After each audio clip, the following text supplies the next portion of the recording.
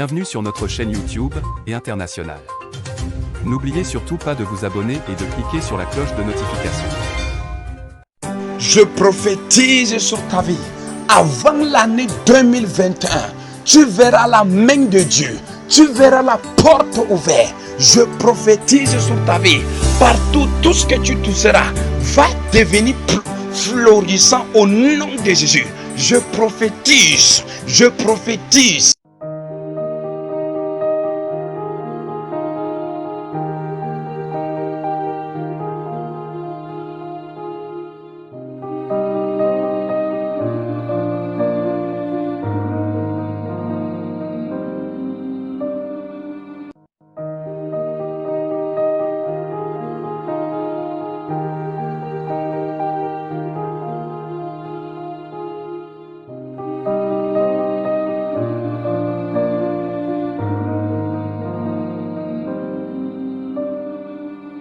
Allô?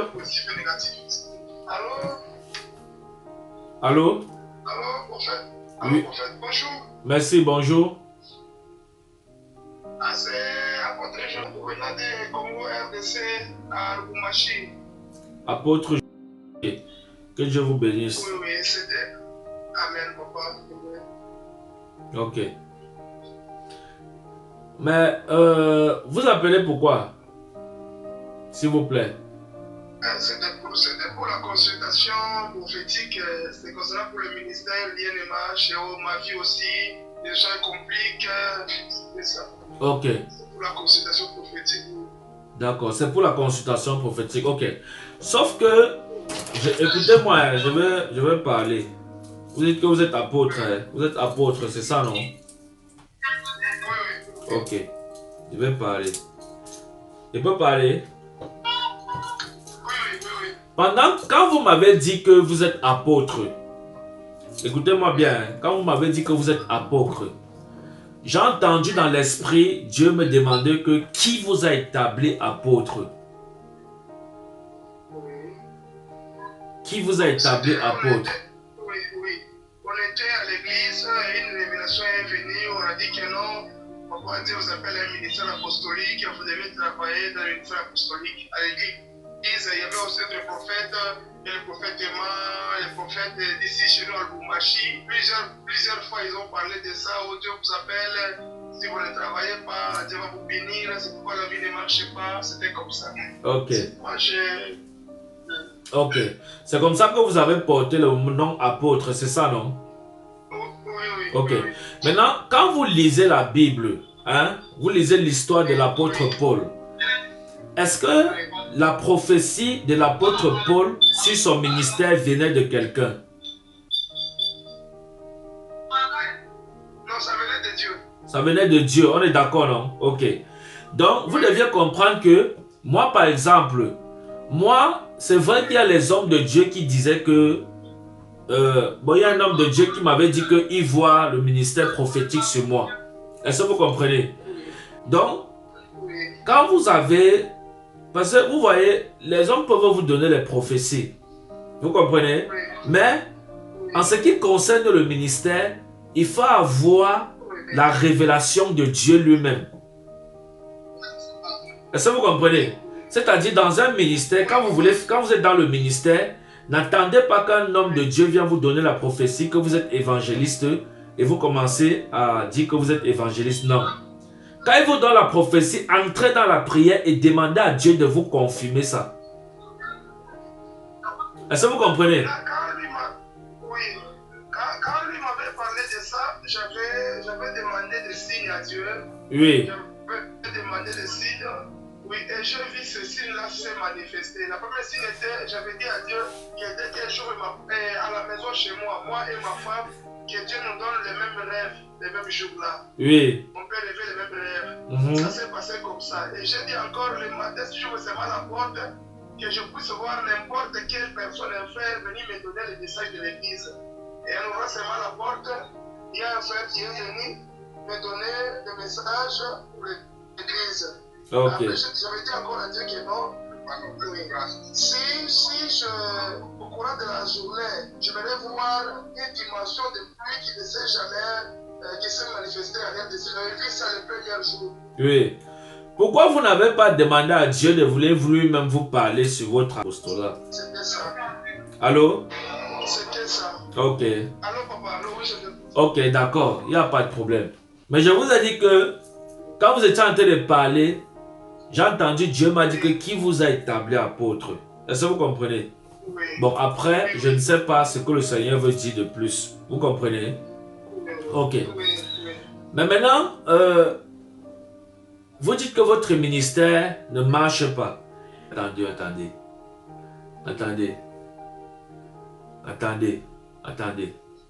Vous êtes apôtre, c'est ça, non? Ok. Mais le problème, c'est que vous êtes apôtre, vous êtes marié, non? Je suis marié. Oui. Mais tout à l'heure, même quand vous m'avez parlé de votre femme, j'ai vu comme vous avez trompé votre femme. C'est-à-dire vous avez commis l'adultère. C'est vrai ou c'est faux? C'est vrai, mais avant le ministère. C'est vrai, mais avant le ministère, vous avez trompé votre femme, c'est ça? Oui. Ok. Et vous l'avez trompé combien de fois? Ah, déjà, c'est 5 à 6 fois. 5 à 6 fois. Et vous étiez déjà enfant de Dieu, non? Oui. Ok. Là, je servais. Ok. Vous m'écoutez là? Hein? Dans une église, il n'y a pas de problème. Ok. D'accord, il n'y a pas de problème. Ok, il n'y a pas de problème. Pardon, oui. Ok. Est-ce que vous vous êtes repenti de ces choses-là? Bon, j'avais juste demandé pardon à ma femme, c'est fini, mais le repentance, non. Voilà. C'est cette malédiction-là qui parle contre votre ministère aujourd'hui. Ce péché-là d'adultère. C'est-à-dire, vous êtes allé demander pardon à votre femme, mais vous n'avez pas demandé pardon à Dieu. Hein? Voilà. Comment voulez-vous que que le ministère marche quand il y a le péché de l'adultère qui parle contre vous? Est-ce qu'on est d'accord? Je suis en train de prophétiser. Vous avez dit que vous voulez la consultation prophétique, que votre ministère ne marche pas. C'est ça, non? Voilà. Donc, la chose qui empêche votre ministère de percer, c'est le péché de l'adultère que vous avez trompé votre femme là. C'est ce péché qui est sur votre tête. Et je vois ce péché parle contre vous dans l'esprit. Voilà pourquoi votre ministère ne marche pas. Donc, le péché là est comme une barrière pour l'avancement de votre ministère. Est-ce que vous comprenez? Mon apôtre. Oui. Mon apôtre. Oh, vous voyez? Mon apôtre, vous êtes bloqué dans le ministère, mais c'est à cause de ces adultères que vous avez fait. Est-ce que vous comprenez? Et ce sont ces choses-là qui vous empêchent d'avancer dans le ministère.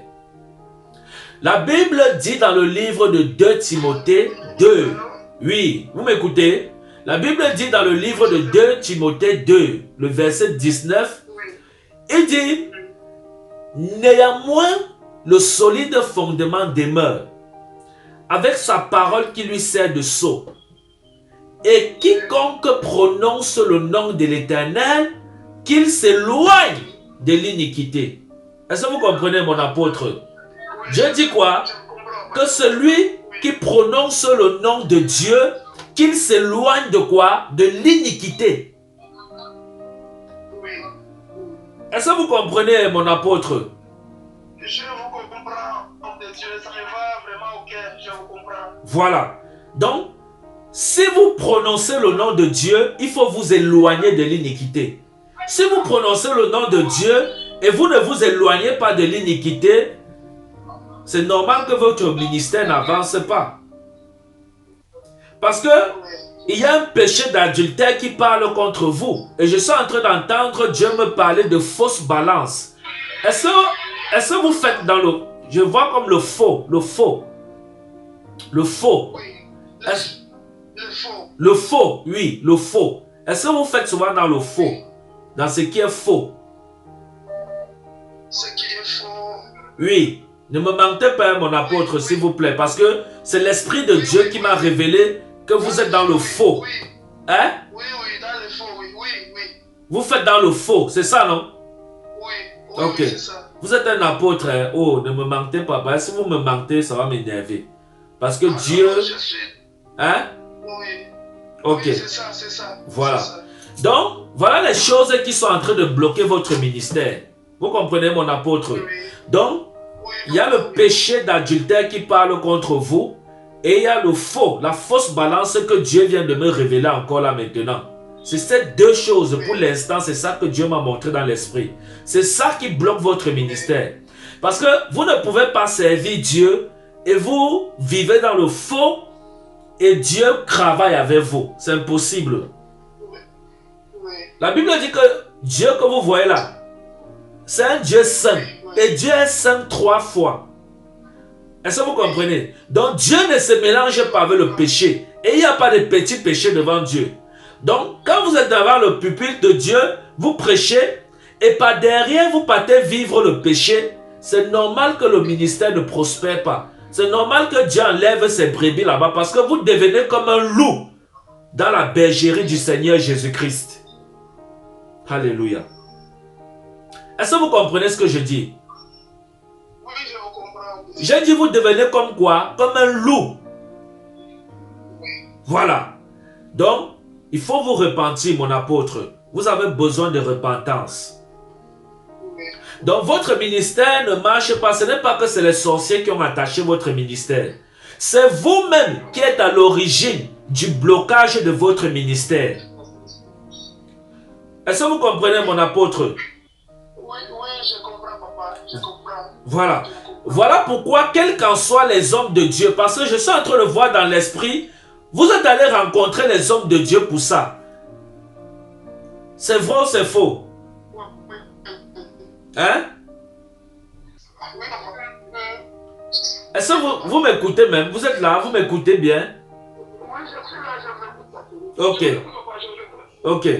J'ai dit, vous êtes allés rencontrer, j'ai vu dans l'esprit, vous êtes allés rencontrer certains hommes de Dieu pour ça. Avant moi, vous avez rencontré certains hommes de Dieu pour ça, qui prient pour vous, pour votre ministère. Et j'ai vu dans l'esprit les hommes de Dieu qui ont prié pour vous, pour votre ministère. Et les hommes de Dieu, si ce sont les hommes de Dieu même, ils sont plus âgés que moi, même dans le ministère. Oui, c'est ça. C'est vrai ou c'est faux? C'est vrai, c'est ça. C'est vrai.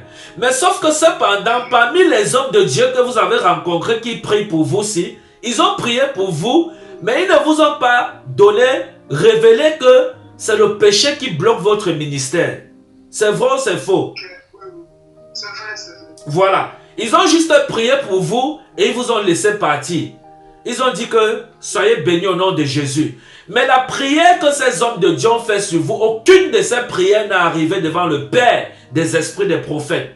Parce que les hommes de Dieu, eux-mêmes là que vous avez vus, eux-mêmes ils ne sont pas conformes avec Dieu. Mon Dieu. Est-ce que vous comprenez? Oui, je comprends. Eux-mêmes. La Bible dit un aveugle peut conduire un aveugle. Non, impossible. Impossible. Donc les hommes de Dieu que vous avez vus pour qu'ils prient pour vous là, eux-mêmes ils sont dans la même situation que vous. Vous comprenez? Donc voilà pourquoi ils ont prié aussi. Et la prière même qu'ils ont fait n'est pas arrivée au ciel. Vous voyez? Voilà pourquoi quand je bénis Dieu pour l'esprit de prophétie. Parce que quand quelqu'un vient pour un problème, on doit d'abord connaître la source du problème pour résoudre le problème. Voilà pourquoi il est bon de consulter Dieu à travers ses prophètes. Est-ce que vous comprenez? Parce que depuis que vous voyez les hommes de Dieu, personne ne vous a révélé, ne vous a parlé de ce que je vous dis aujourd'hui là. Personne ne vous a dit que vous êtes dans le faux. Personne ne vous a dit que c'est à cause du péché de l'adultère que vous avez fait avant. C'est ces choses-là qui parlent contre votre ministère parce que vous ne vous êtes pas repenti. Personne ne vous a dit ça. Vrai ou faux? Personne. Hein? Vrai, c'est vrai. Je suis la première personne par l'Esprit de Dieu qui vous parle de ça. Avec tous les hommes de Dieu que vous avez déjà vus là-bas au Congo. Je suis la première personne par l'Esprit de Dieu qui vous révèle ces choses-là. C'est vrai ou c'est faux? C'est vrai. Hein? C'est ça, papa, c'est vrai. Voilà. Donc vous deviez comprendre que nous sommes au temps de la fin. Et Dieu va nettoyer son église. Et avant que Dieu ne nettoie son église, faites vite l'effort d'être droit comme le bâton devant Dieu. Sinon, vous allez passer à côté. Je vous dis la vérité. Parce que devant Dieu, il n'y a pas d'apôtre. Hein. Ici, là, il n'y a pas ça sur ça. Il n'y a même pas prophète. Donc, quand on serait face à Dieu, là, il n'y a pas que tu vas dire à Dieu que j'étais prophète, j'étais apôtre, j'étais évangéliste. Non, il n'y a pas ça sur ça. Il a fui. Hein. Ou c'est comment? Non, non, je vais te rappeler mon apôtre. Tu dois écouter cette vérité. Oh, mon Dieu. Mon Dieu. Non, non, non, non, non.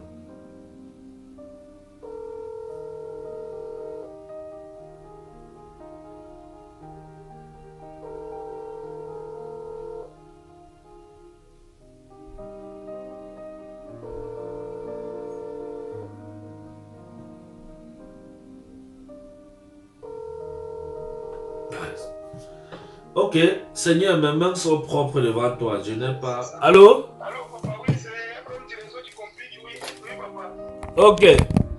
Ah, je vais prier avec vous. Vous comprenez? Oui, Attendez un peu. oui. Allô, papa? Oui, je suis là, je suis là. Un instant. Oui, ok, ça. Voilà. Donc, attendez. Voilà, vous m'écoutez? Oui, oui, je vous écoute. Voilà. Donc, sachez que devant Dieu, il n'y a pas toutes ces choses. Je sais, j'étais apôtre. Dieu nous demandera compte sur toutes. Sur tout ce que nous avons fait sur la terre. Dieu va nous demander les comptes sur tout. Dieu ne va rien négliger. Oui. Vous comprenez, non? Oui, oui. Voilà. Donc, Dieu vous a appelé à son service. Marchez comme un serviteur loyal et qui craint Dieu. Oui, Vous comprenez? oui. Oui, homme de Dieu, oui, oui. Vous avez quel âge? S'il vous Pardon? plaît.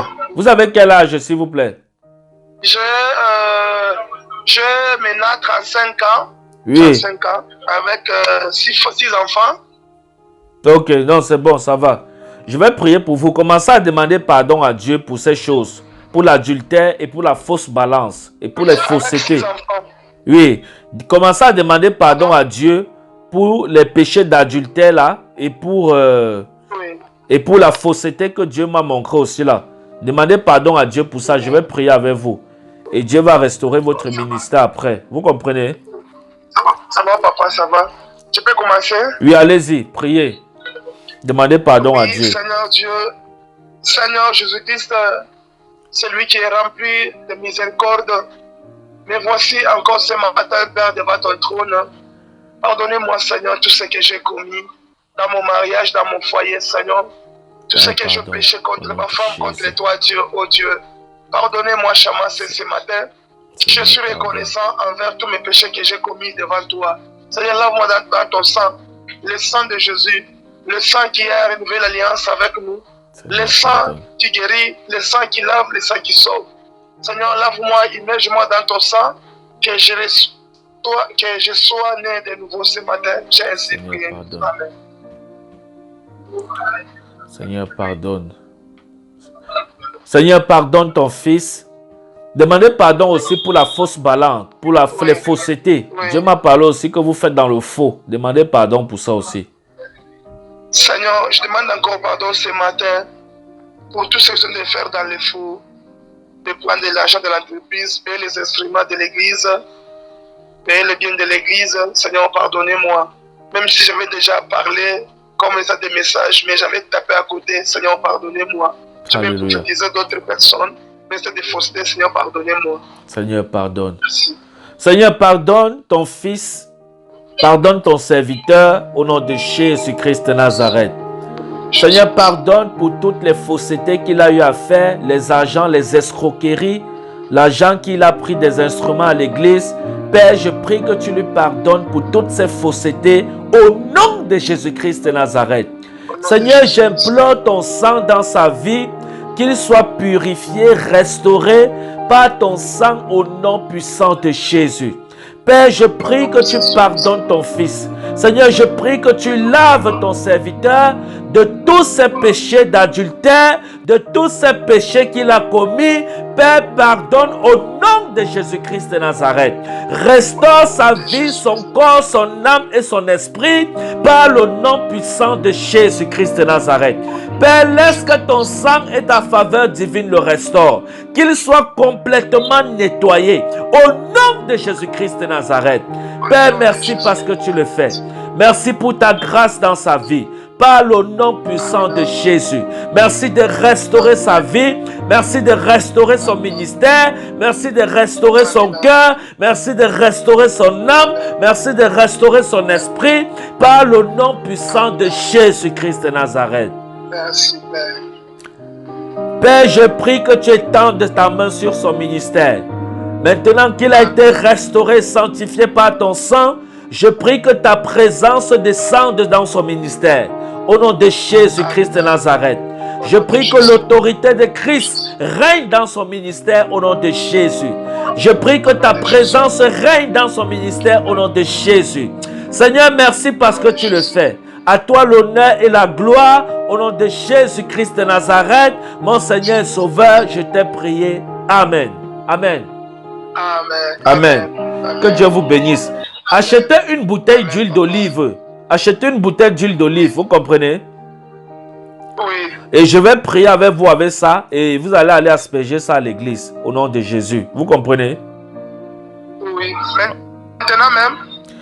Non, pas maintenant. Achetez, Maintenant même? achetez et vous demandez un autre rendez-vous. Vous comprenez? Ah, ok. Ok. Que Dieu vous bénisse. Hein? Amen. Amen. Merci, papa. Gloire Merci. à Jésus.